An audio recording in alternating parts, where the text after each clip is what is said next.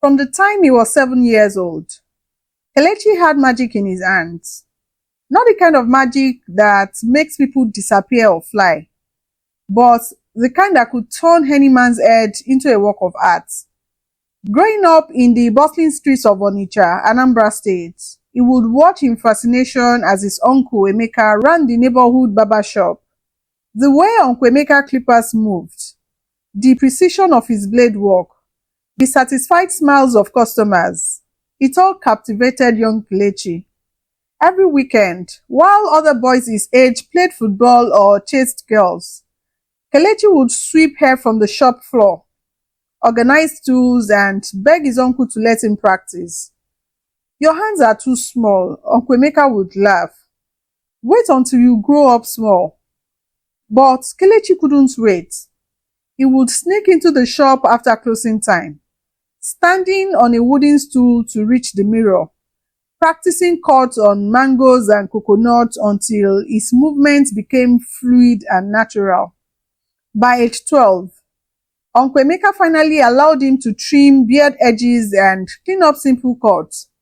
The first time Kelechi held professional clippers, something magical happened. His hands moved with confidence he had never felt before. The customer, a elderly man named Papa Ada, looked in the mirror and gasped, "Ha! This small boy has golden hands. My wife will think I went to Lagos for this cut." Word spread quickly through their community. Parents began requesting specifically for the small boy with magic hands. Uncle Emeka watched with pride and amazement as his nephew's natural talent blossomed. By 15, Kelechi could execute fade cuts that took other barbers years to master. His edge-ups were so sharp they looked drawn with a ruler. His beard sculpting was so precise that men would travel from neighboring villages just to sit in his chair. "You have a gift, my son," Uncle Emeka told him one evening as they closed the shop. "But remember, gifts come with responsibility. Treat every customer like your own father." Kelechi nodded seriously. Even at his young age, he understood that his hands could boost a man's confidence, make him feel handsome, make him walk taller. It was a power he never took lightly. When Kelechi finished secondary school, Uncle Emeka fell seriously ill. The diabetes that had been troubling him for years suddenly worsened.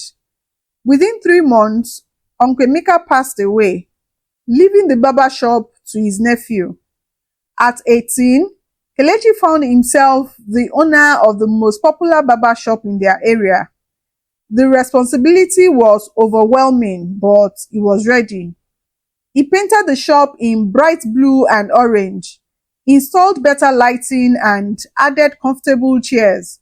He named it Golden Hands Barbershop, a tribute to Papa Ada's first comment years ago. Business boomed immediately. Men would book appointments weeks in advance. Some would wake up as early as 4 a.m. to be the first in line.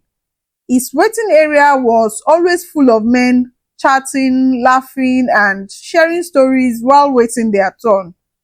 Kelechi's reputation grew beyond Onitsha.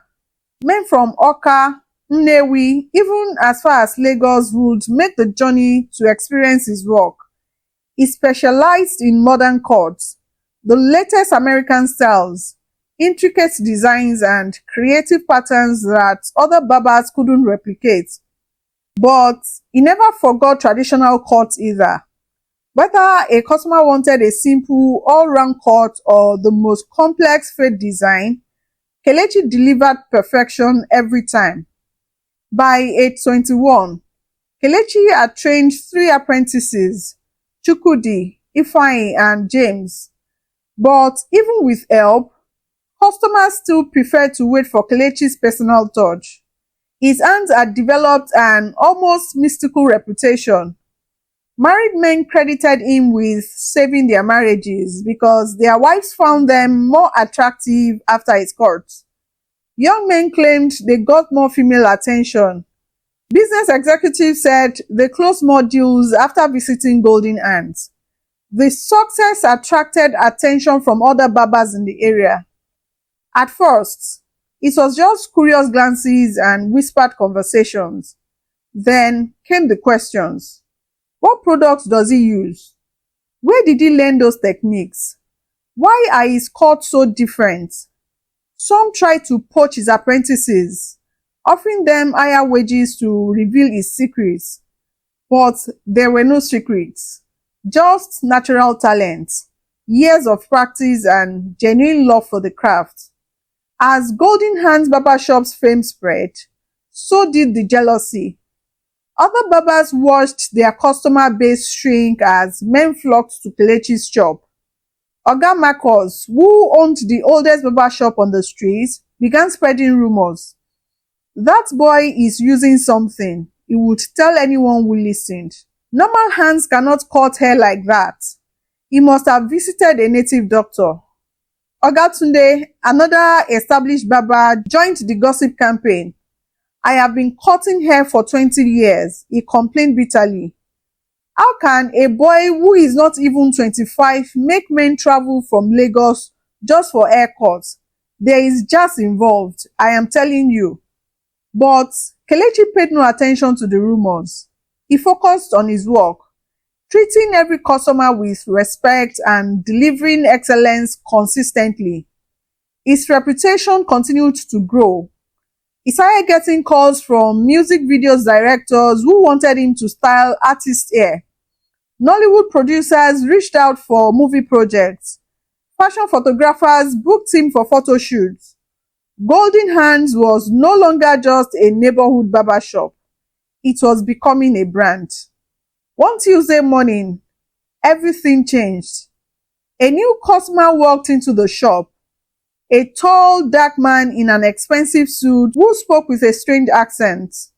He introduced himself as Mr. Gabriel and said he had heard about Kelechi's legendary skills from friends in Lagos.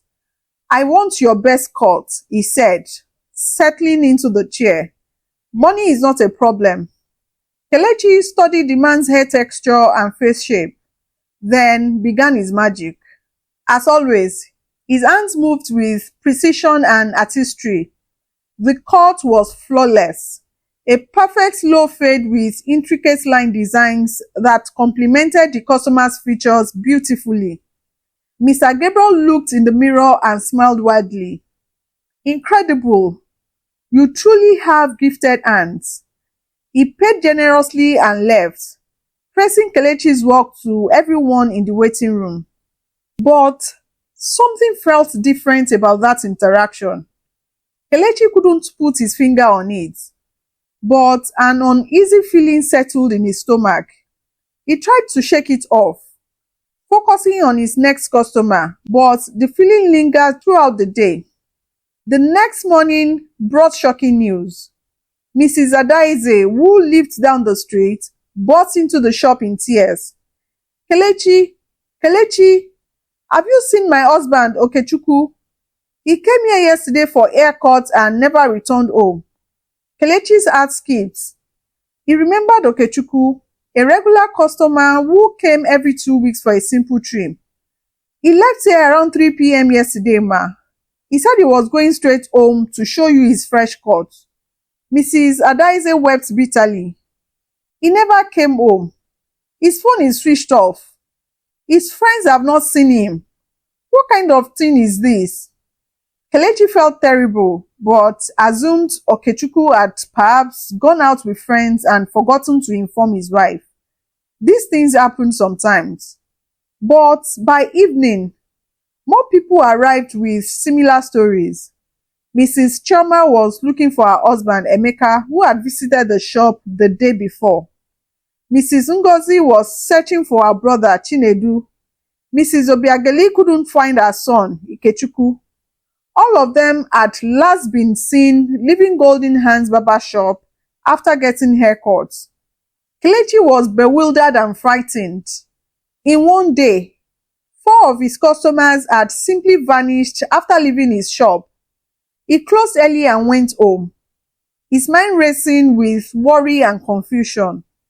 What was happening? Was this some terrible coincidence?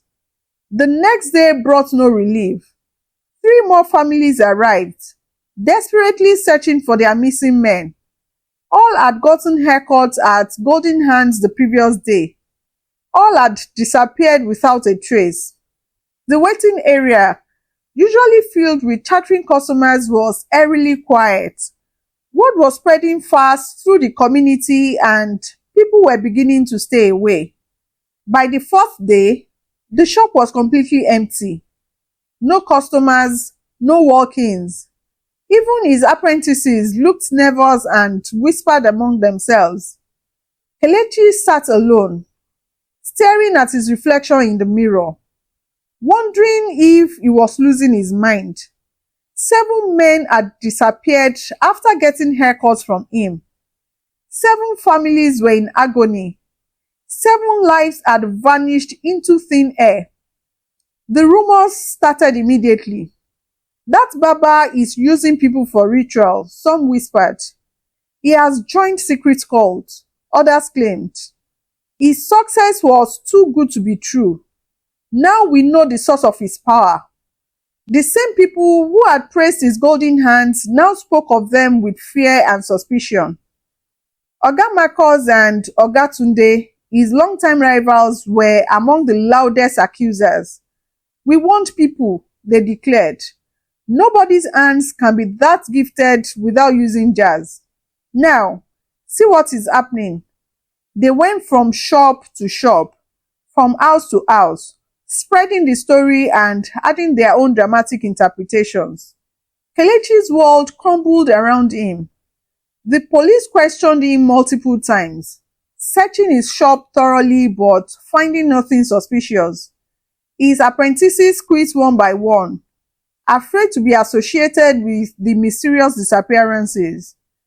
Customers who had praised him for years now crossed the streets to avoid him. Children pointed and whispered when he walked by.